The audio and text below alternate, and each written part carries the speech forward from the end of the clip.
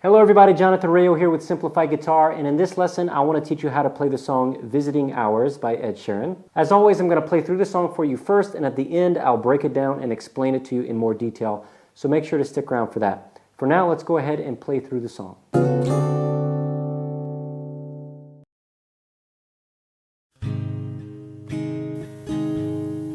I wish that heaven had visiting hours,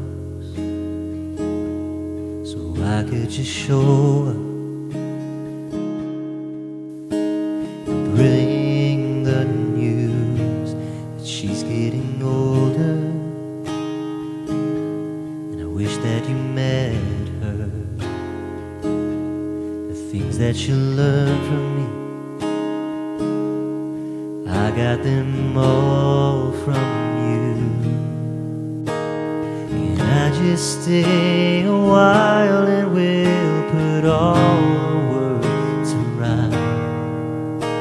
The little ones will grow and I'll still drink your favorite wine. And soon they're gonna close, but I'll see you another day. So much has changed since you've been away.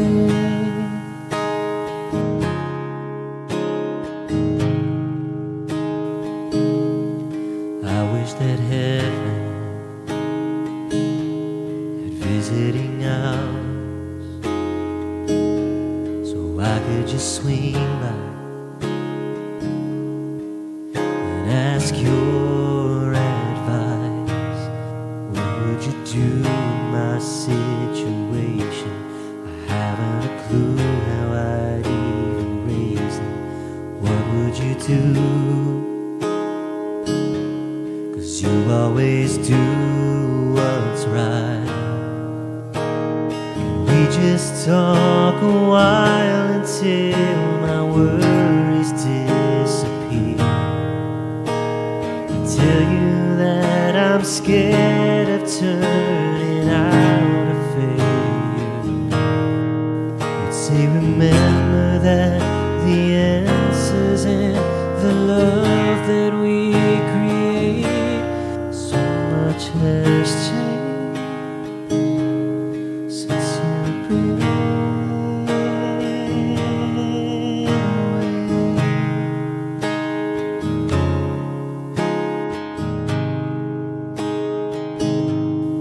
I wish that heaven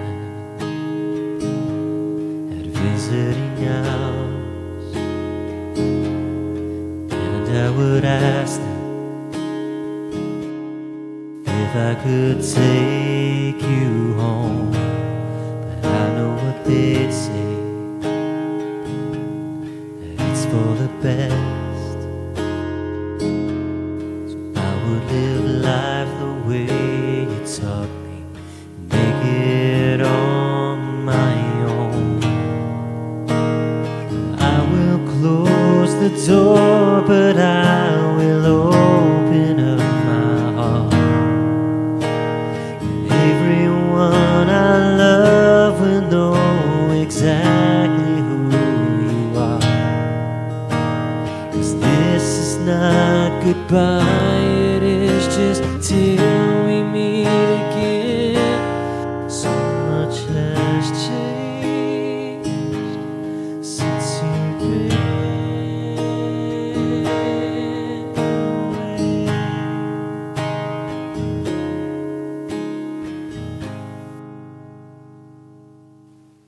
Alright, so we're going to be using 6 chords from the G chord family for this song, but I'm going to be playing with my capo on the 1st fret because it helps me to sing this song easier.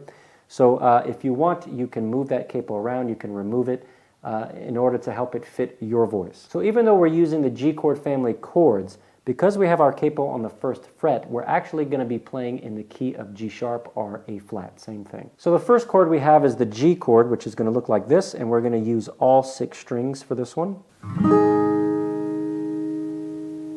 We also have the E minor 7 chord, which for that I'm just going to move my 2 fingers, my 1st and 2nd finger, here, And again, for this chord, I'm going to be using all 6 strings. We're also going to have a C add 9, which is a great C alternative within the G chord family. And to play that, I'm just going to use my first finger on the 2nd fret of the D string and my 2nd finger on the 3rd fret of the A string. And for this chord, it's important to not strum that low E string. So we're only going to use 5 chords. We're going to start our strumming on the A string. If you want, you can use your thumb just to touch that low E string so it's muted, just in case you accidentally strum it while you're playing, it doesn't resonate. We also have a D over F sharp, which is going to look like this. And for this chord, we're going to strum all 6 strings. If you're already familiar with the D major chord, you can play that one instead of the D over F sharp chord if you're more comfortable with it. The reason I teach the D over F sharp, because it makes a much easier transition within the G chord family, because our 3rd and 4th finger never have to move. No matter where we're going, if we're going from the D over F sharp to a C or E minor or G, our 3rd and 4th finger are going to stay exactly where they are, so we only have to move 2 fingers. And that makes transitioning a lot easier. But of course, it's up to you. If you want to play the D major chord like this, if it's more comfortable for you to play, you can totally do that. It's completely fine. Just know that it may make transitioning a little bit more difficult, but you pick your battles. Halfway through the chorus, we're going to go to a couple of strange chords that show up in the G chord family, which they don't typically show up in the G chord family. That's why I say it's strange. But the first one is going to be the B7 chord. So we're going to go from that E minor 7 to the B7, and the B7 is going to look like this. It's very similar to an E major chord, but I'm just going to have my first finger on the 1st fret of the D string, 2nd finger, 2nd fret of the A string, and my 3rd finger is going to also be on the 2nd fret, but it's going to be on the G string. And you need to make sure that you start your strumming on that A string, because that's going to be your B note. And it needs to ring out very clear so that your listener, whoever's listening, very clearly hears that B note. Because if you accidentally hit the E chord or that E note in this chord, it's going to be confusing if you're playing an E or a B7. So make sure you start your strumming with this chord on that A string. We're also going to have an A7 thrown into this song, which is going to look like this. We're going to use our 2nd and 3rd finger, both on the 2nd fret, one on the D string, your 2nd finger on the D string, and your 3rd finger on the B string. So that G string in the middle is not going to be pressed down at all, okay? And we want to start our strumming on the A string. Because this is an A chord, we want that A string to be that first note that we pluck.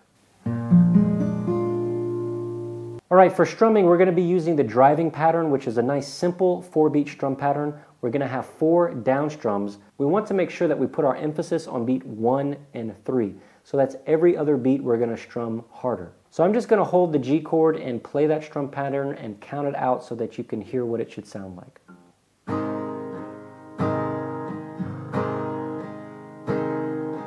1, 2, 3, 4, and 1, 2, 3, 4, and 1, 2, 3, 4, and 1, 2, 3, 4, and 1. All right, I hope you found this lesson useful. If you did, please give it a thumbs up and don't forget to subscribe to the channel, and I hope to see you in the next lesson. Take care.